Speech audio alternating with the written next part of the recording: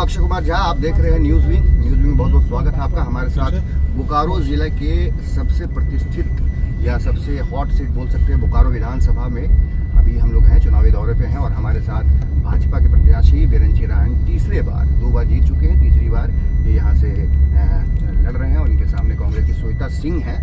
बस 2-4 सवाल करेंगे, काफ़ी जल्दबाजी में है, इतनी जल्दबाजी में है कि इनको खुद अपनी गाड़ी में बिठा के इंटरव्यू करना पड़ रहा है। तो चलो करते पहला भैया नमस्ते, स्वागत है आपका। बहुत बहुत धन्यवाद न्यूज़ विंग का। हाँ, सबसे पहला और ये कि पूरे राज्य में बीजेपी एक मुद्दा बनाई थी डेमोग्राफी, लेकिन यहाँ पर बोकारो में वो मुद्दा नहीं है, तो कौन से मुद्दे पे आप आगे बढ़ रहे हैं? देखिए, यहाँ मैं आपको विश्वास दिलाता हूँ कि ये जो डेमोग्राफी का मुद्दा है वो पूरे झारखंड का मुद्दा है। धीरे धीरे करके 5 सालों में जिस तरह से डेमोग्राफी चेंज हुआ है संथाल पड़ने का, और आप ऐसा मत सोचिए, आप जब लोहरदगा जाइए तो आप लोहरदगा की जनसंख्या देखिए, आप चाईबासा देखिए कैसे बांग्लादेशी लोग आके वहाँ के राज मिस्त्री, वहाँ के मजदूर का जीना दूभर कर दिया। अब सारे वही लोग काम कर रहे हैं, घर बनाने में, मकान बनाने में वही लोग कर रहे हैं। तो ये बहुत बड़ा इशू है, बहुत बड़ा मुद्दा है। लेकिन अगर मान लीजिए पाकुड़ की बहनें, साहबगंज की बहनें, गोड्डा की बहनें, जो आदिवासी बेटियां हैं, बहनें हैं, अगर उनके साथ अत्याचार हो रहा है तो रोंगटे हमारे भी खड़े हो रहे हैं। इसलिए ये मुद्दा है।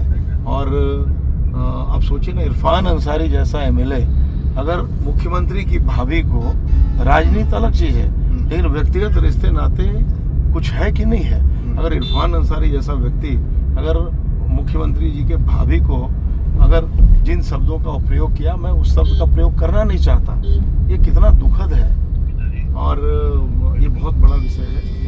बोकारो में जहाँ तक बात है, मैंने बोकारो में पिछले 10 सालों में बहुत मेहनत की है, बहुत सेवा की है बोकारो वासियों को। मैंने बड़े बड़े सपने दिखाए। मैंने कहा कि एयरपोर्ट बनाऊंगा, एयरपोर्ट बनकर तैयार है, लेकिन राज्य सरकार की जो नाकामी है उसके चलते जो परिचालन नहीं हो पा रहा है।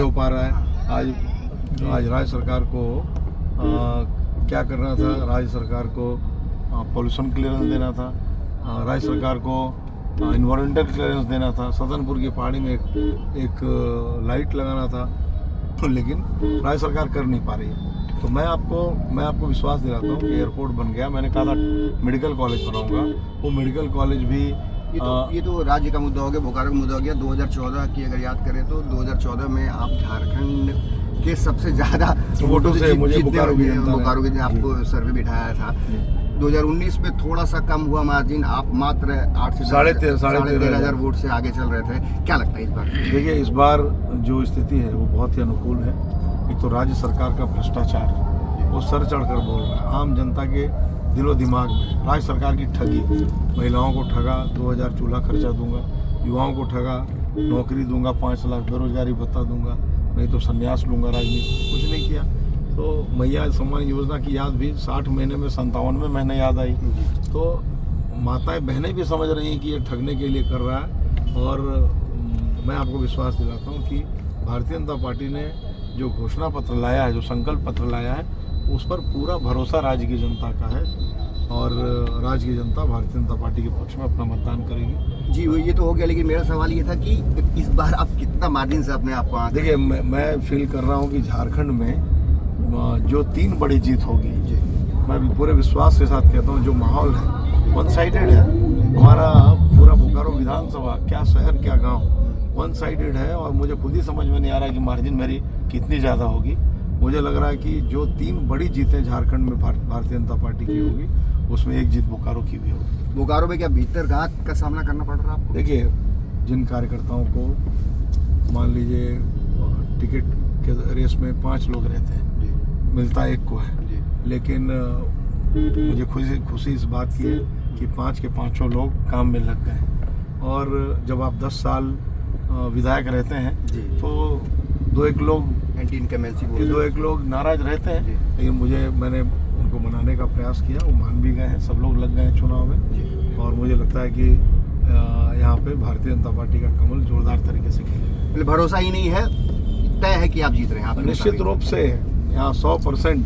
मैं आपको बता रहा हूँ, 3 बड़ी जीत में 1 जीत यहाँ भारतीय जनता पार्टी। 3 बड़ी जीत कौन किसकी बात है? ये मैंने जो झारखंड में 3 जीतें होंगी, अच्छे उसमें 1 मैं भी रहूँगा। यहाँ के कार्यकर्ता पूरी ईमानदारी के साथ, पूरे मनोयोग के साथ, मनोबल के साथ लगे। चलिए बहुत बहुत धन्यवाद। मन की बात अपनी चुनावी दौरे की बात सबकी बात रख रहे थे। फिर मिलते हैं दूसरे मुलाकात में। धन्यवाद। डोंट वरी सर, घर आपको टाइम पर मिलेगा और ऐसा मिलेगा कि आपकी उंगलियां भी बरतेंगी। ये देखिए सर, A1 क्वालिटी का सीमेंट लगा रहा हूं मैं।